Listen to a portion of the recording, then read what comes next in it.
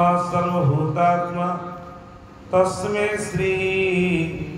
गुरवे नमः। वक्रतुंड महाकाय कोटि सूर्य समप्रभा निर्विघ्नं कुरु मे देव सर्वकार्येषु सर्वदा। आकाशं पतितं नित्यं यथा गच्छति सागरं सर्वदेव नमस्कारः केशव प्रतिगच्छति। कृष्णाय वासुदेवाय हरे परमात्मने प्रणतक्लेशनाशाय गोविन्दाय नमो नमः। वर्णानवर्तसंज्ञानं रसानं छन्दसामपि मङ्गलानं जगर्तारु वन्दे वाणी विनायको भवानी शंकर वंदे सदा विश्वासरूपिणो याज्ञं विना न पश्यन्ति सिद्धाः सन्तं तमीश्वरम्। श्यामलकमलाङ्गं सीतासमारोपितवामभागं प्राणमहासायकं चारुचापं नमामि रामं रघुवंशनाथं। राम राम राम राम राम वीरा राम राम राम राम राम भज कृष्ण भज भज वीरा राम भज कृष्ण भज भज सत्यनारायण वीरा जप हरे कृष्ण हरे भज सत्यनारायण वीरा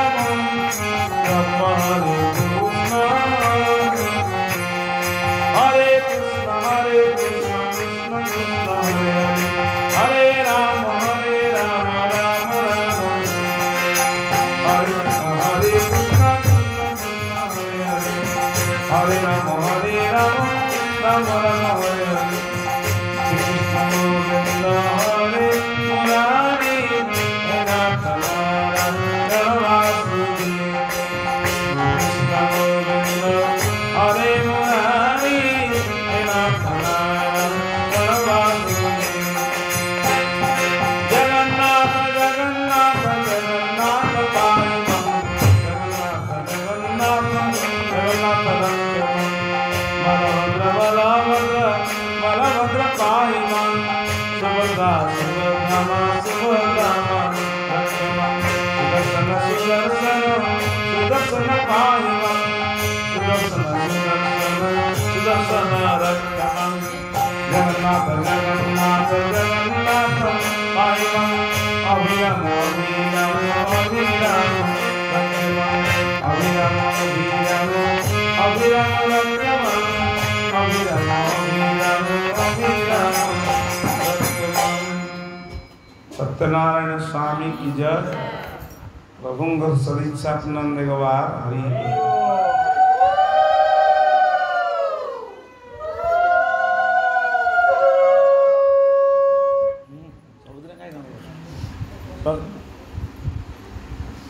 परम प्रेमय चिरस्मरणीय वंदनीय मद्गुरु जगद्गुरु ठाकुर श्री श्री श्री अभिन्न सुंदर करमला चंद्र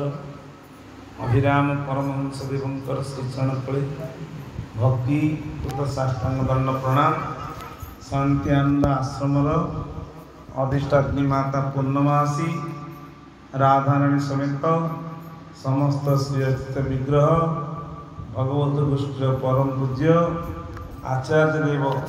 तथा शांतिधामर समस्त देवादेवी जगज्जननी पूर्णमासी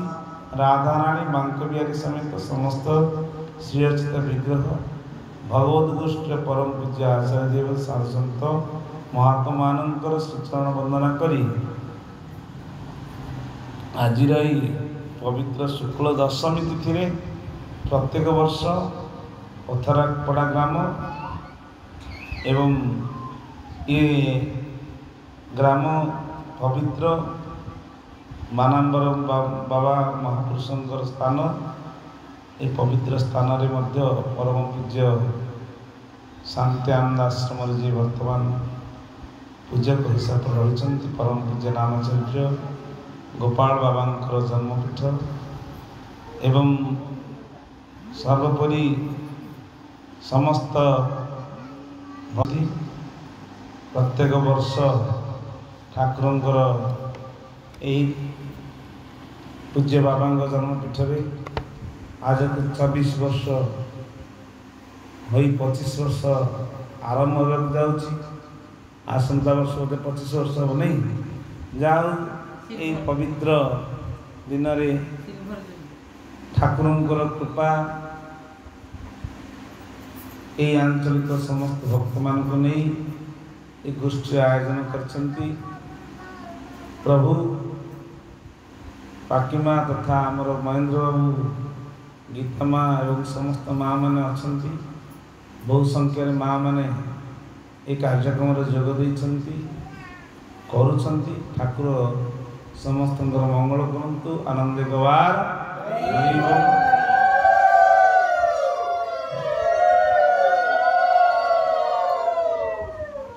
यही कामना प्रभु सूचना पड़े ठाकुर भाषा रे कहा को कहबी किए बा शुणव तुम्भ छड़ा किए बा रखिब। ठाकुर कहते जहाँ मणुछु जीवन सर्वस्व नश्वर संगते मिशी अच्छी विष विष खाई दिने जीवु अस्ता चले खोजिले न थिबु एमन अंचले कर्मभूमि अर्जिथिबु जहा से अनुसार भुंजीबु तू ताहा स्वयं कर जा पाटी कर। तेणु ये कर्म जगत रे ठाकुर कृपा करके आम मानू संसार को आणिले किंतु आम जो कथा माँ गर्भर देते से कथाटा को भूली जीवा जोगे सामान्य पत्थर कंकण जड़ पदार्थ रे आसक्ति कि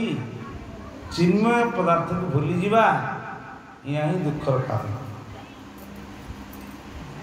ठाकुर कहते कामनावादी भक्तर कामना पूर्ण न कले ठाकुर ऊपर गुड़ाए विष ढाली देवे। ये संसार केते प्रकार भक्त अछंती उत्तम भक्त मध्यम भक्त अधम भक्त। उत्तम भक्तर कौन ना कौन सी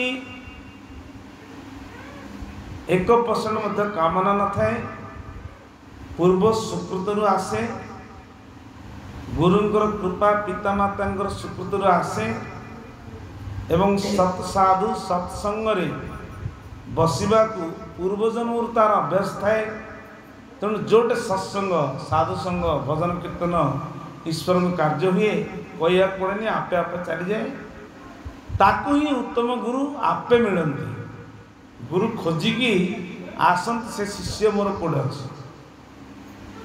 जहाँ कहुए भक्त प्रहलाद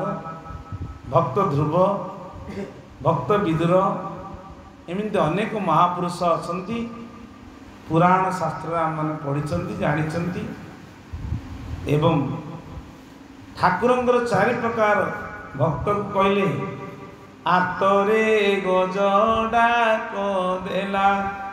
उधव जिज्ञासा करिला सुदामा कला अर्थे मन सुख सनक पुछि ज्ञान। आर्तरे गज डाकिला केमिति गज गोटे भक्त कौन केवल अहंकार अभिमान जोगे गज हवा पड़ा। पूर्वर कौन से थिले जेतबेले इंद्रद्युम्न नाम राजा ये इंद्रद्युम्न नुह जहाँ को आम रथ यात्रा जी कि श्रीमंदिर कर सी न अगस्त्य मुनि सापरे से गज होते कहीं सापरे गज हेले यार कारण हूँ गुरुजनकर अपमान जोगे गुरुजन माने बसिचंती किमा गुरुजन माने आसिला बेले उठिलेनी यही तो कारण कौन अगस्त्य मुनि आसिला बेले ये तपस्या करथिले तो ये भी जन भी ऋषि थिले तपस्वी। अगस्त्य मुनि आसिला बेले सी आसन त्याग कलेनी तेणु अगस्त्य मुनि सापरे होइथिला से गज कौन भाई कहले ठाकुर लिखिଛନ୍ତି ना कहले रे मूर्ख एटा बड़ राजा है कि मध्य तपस्वी है कि मध्य तोठ मु बड़ आसिला बेले तू आसन त्याग कलुनी यही अपराध जोगे तू गज हो जा गज मूर्ख बोली कहला गज राजा कि मूर्ख जहाँ मुंड को बुझी मूर्खंक भली कौन हो तेणुक मनीष हाँपाई मत कहले गज मूर्ख है ये कही जो माने गुरुजन पितामाता आश्रम धर्म रे गुरु संसार धर्म रे पितामाता तांकर जे संतान माने तांको पितामाता को अमान्य करती अमान्यता जोगे असम्मान जोगे पितामाता असंतुष्ट जोगे मुझे जन्म करी 10 मास 10 दिन धरिकी तू मत ये अवहेला कलु हौ भगवान बुझे किसी कहबेनी प्रभु को खाली जणेदेले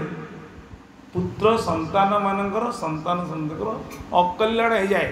ठीक से भाई आश्रम धर्म रे जो माने रहती गुरुजन माने जदि अच्छी तले बसी तद्विधि प्रणिपातन परिप्रश्न सेवया उपदेक्षन्ते ज्ञान ज्ञानिनां तत्वदर्शिन। हे अर्जुन